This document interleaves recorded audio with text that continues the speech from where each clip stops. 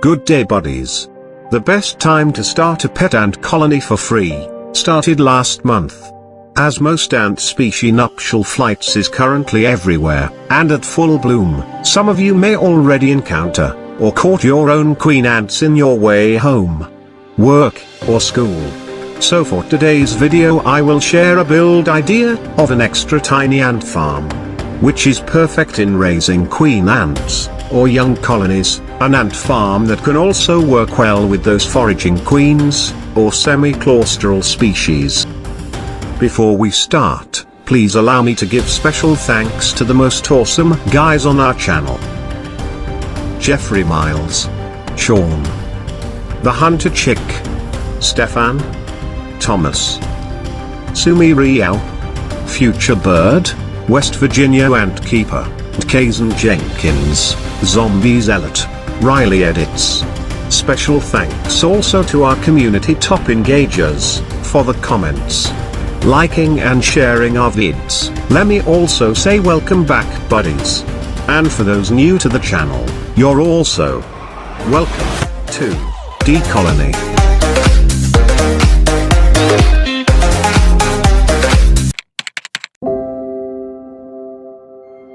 We've built this massive ant nest for our fire ant colony in a previous video, and we got these leftover acrylic strips here. If you don't have leftovers, don't worry as they're so cheap and can be easily purchased online. I got 10 pieces of this 12 by 1 inch, for less than $4. There's a bunch of them selling online, but I'll put the link in the description where I got my latest acrylic strips. For this build, we'll need this acrylic strips of course, and some of this 30mm long mating fasteners, or Chicago screws. First step is marking and cutting. The size of the nest and outworld or feeding area will be equal at 1 by 3 inches.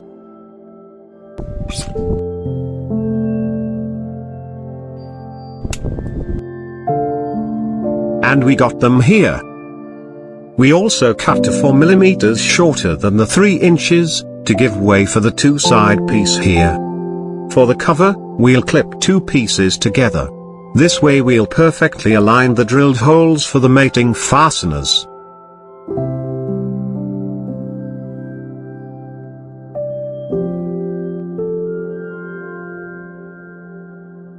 We did the same thing with the nest entrance and the base plate of the feeding area for a smooth alignment. Next step will be assembling the setup using acrylic cement.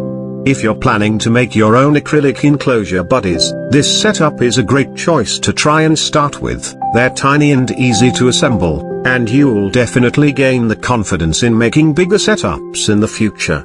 Just one drop to spot weld it on place, for a tiny piece like this. Then fully glue the corner without problems. And we'll just apply the same process on the other side as well. Then the last piece to be glued.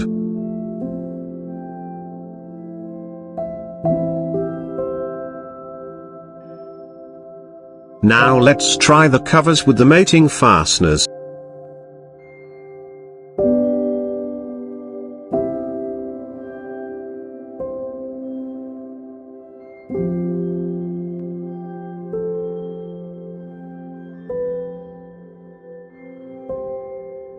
And we got a pretty cool escape-proof frame. And while the covers are attached for extra toughness, we'll drill the hydration port. To be honest, making an effective hydration system for each build is the biggest challenge, especially on a small setup like our project today. But no worries as I'll show you 2 types of effective hydration that you can use on tiny cute setups. One basic and easy, and one a little advanced. We remove the covers and continue to work on the hydration systems. For the first easy one, we'll need an extra little piece of acrylic glass. We'll just fix it around the center of the nest. This will hold most of the moisture in one side, plain and simple. For the next and more advanced one, we'll also need an extra piece with 2 drilled holes like this. It'll be positioned here, but let's attach a mesh on the bigger hole first. I just place a 100 micron mesh cutout on top, then press it down to take the shape of the hole. Cut the edges to make something like this. I fixed the mesh on the glass using super glue, then let it dry for a day to let all the fumes out and avoid staining the glass. After a day we can now fix it inside. We'll place another piece to act as a spacer. Then apply acrylic cement.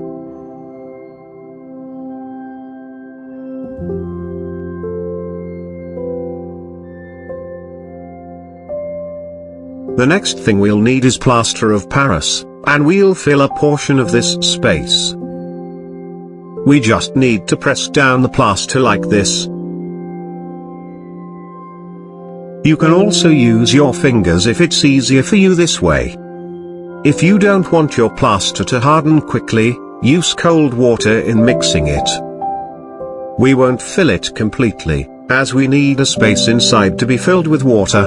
And of course we'll do the other side as well. Plaster can soak up and hold moisture like sponge buddies, so they're perfect for the job. Just don't expose them to the ants as much as possible. And here, the glass and the mesh will prevent the ants to access it, while the mesh will still allow water flow, and evaporation which is necessary to send moisture inside the nest, flatten, and level it nicely. Let's finish the easier version next. We'll just mold a moist sand right to the hole. Or simply insert a 4 mm drinking straw cutout here. Then cover it with moist sand. The sand will create space for the water later. Then we applied plaster on both sides as well.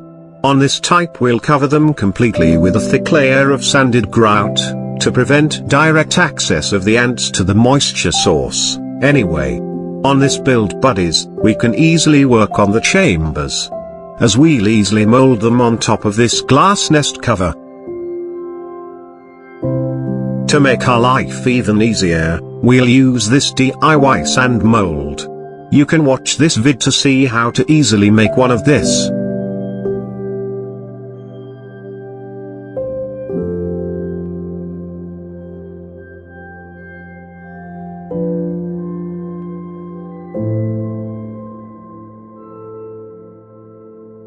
We can also cut and move some of the sand, to give the chamber a different shape. But of course we can also manually mold the sand chamber without molds. We'll just send it inside like this. Add more sand to make sure the sand chamber is connected to the mesh.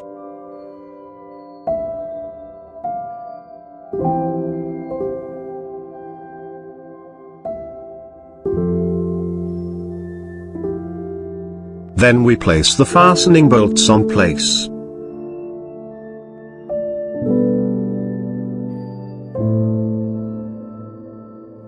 Place it on top of this sheets for more stable footing. It will be difficult for the grout to penetrate this part, so we manually applied some. Not to the whole floor, as we want some portion to be glass for some effect that you'll see later on the vid. Anyway, we fill it with sanded grout.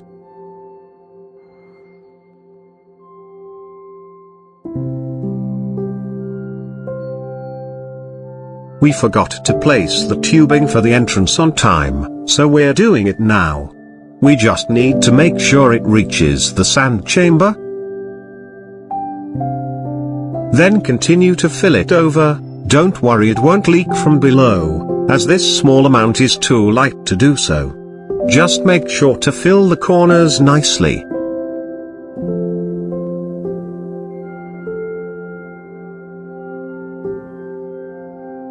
Clean the edges. Put the covers, then just tighten a bit. Align the corners, then fully tighten the mating fasteners. And as we can see, no leak from below. And we'll just set it aside and let it dry for 2 days, for the much easier version. We did the same process in making the chambers. We just save a bigger space on the right, so we can build a thicker wall to cover the hydration system.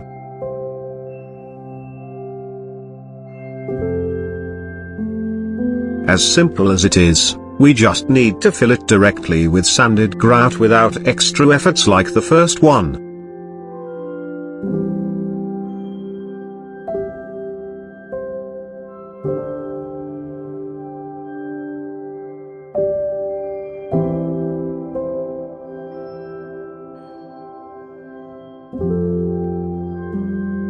Then just put the covers and let it dry as well. After 24 hours, it's now safe to move it around. But we will open it after one more day to make the concrete harder and tougher. While waiting, we're gonna make the outworlds, or feeding area for each of the nest. We'll use acrylic strips with the same sizes that we use on the nest. We got these pieces drilled together with the entrance earlier, to perfectly align the holes. And we'll use this for the base of the outworlds. Another difference is the expansion holes on this corner pieces, which is necessary so we can safely move our pet ant colony once they've outgrown the setup. We also assembled it the same way, it's just that the front and back glass is permanently fixed on place with acrylic cement and not by screws. Time to try it out. And nice. Fits exactly like we envisioned it. For the lid we need two pieces. One that can fit almost exactly inside. And one slightly bigger piece to hold the lid on top. Before we finish the lid, let's work on the flooring first, as I already mixed the sanded grout for it. Anyway, I just place a tiny little piece of stone each. Fine gravels. Then covered it with fine sand for a rougher texture.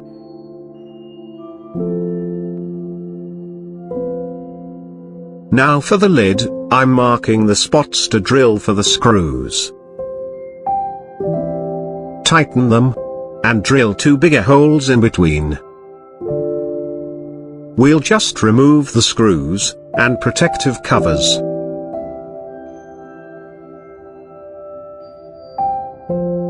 Then sandwich your 60 micron mesh in between the glass. Put and tighten the bolt and nuts.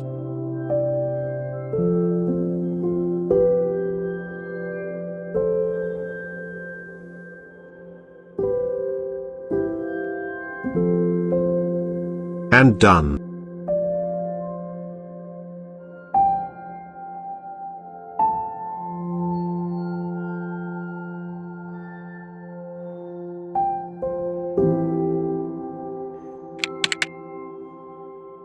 We can now check the nest.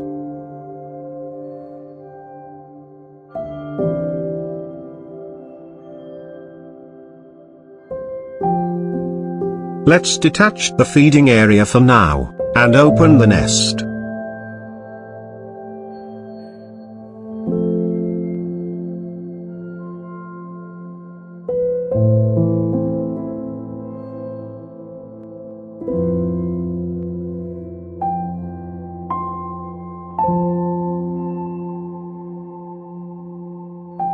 We can actually carve a tunnel here, like we did on the previous build to create a back-to-back chambers, but never mind, as this is a founding setup, and don't need much space. We'll just put back the screws, so we can twist the bolt while gently pushing it. Remove it after the other end is exposed. Here we'll do a gentle twist and pull to loosen the hold of the hardened grout to the bolt.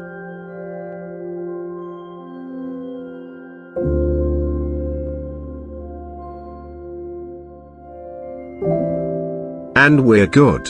We just need to rinse and brush the sand out of the chamber. They're still pretty moist after the rinse, so we let it dry open like this for a day. So, I can show you how the nest hydration works. They're now pretty dry, So let's put the covers back and test it out. I will now put the bolts in reverse position, so we won't need to remove them next time we open the front glass. But if you want the screws at the back, it's fine, it'll work both ways anyway.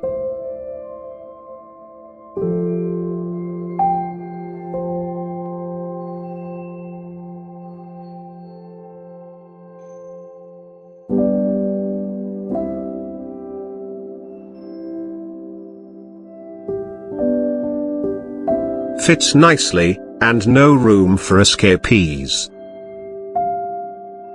If you can remember, we didn't fully cover the flooring earlier, as we can see here.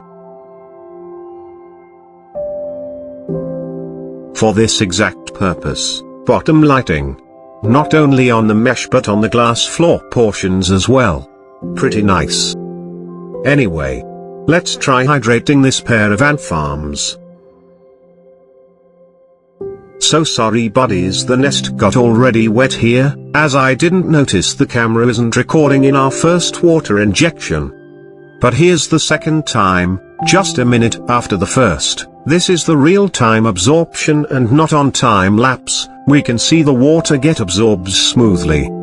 The third time after another minute. We'll just send moisture to the nest, until the desired level is reached. It's good to run a test like this on new ant farms buddies, so we can see how long the moisture will last. To find out how much, and how often we should inject water, that way we can figure out a schedule to maintain the moisture level inside the nest. For moisture-loving ants, we can also moisten the feeding area floor directly like this. This ant farm is also great for raising queens like trap jaws, tooth ants, and more. But with ants like them, who can't climb glass or smooth surfaces, we can drop a few sanded grout mixture here, near the entrance, and let a thin layer flow inside the tube. We can even spread it out at least half of the tube area, then sprinkle sand on top, after it dries. No more problem with those not so good climbers of the ant kingdom, as that'll provide them a nice rough path. Anyway, let's hydrate the easy version as well. We have a thick wall here, and a little space for water injection. So we need to water it slowly, and patiently. We need to wait several minutes after each injection, to give time for the concrete to absorb the water.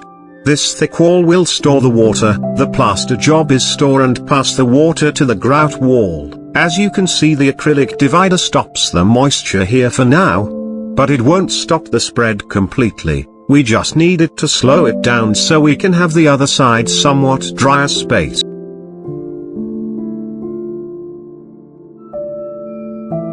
Once it gets here, it'll spread to the other side slowly. We can add water until the moisture level required for our pet ants are met. Anyway, help we can hunt at least once this season, so we can use this out on some queen ants. Hoping for some semi-claustral queens if we're lucky enough to get a trip, but that looks mission impossible for now buddies, as I'm so busy, and we might not make a hunting video for this year. But let's hope for the best, and make it to the hunting grounds before the best 4 months end. I just hope you have learned something from this video guys. Be a genie for the first time, by granting my wish in tapping the like and share button, that would help a lot. This is D Colony, saying goodbye. For now. But hoping to see you on my next videos.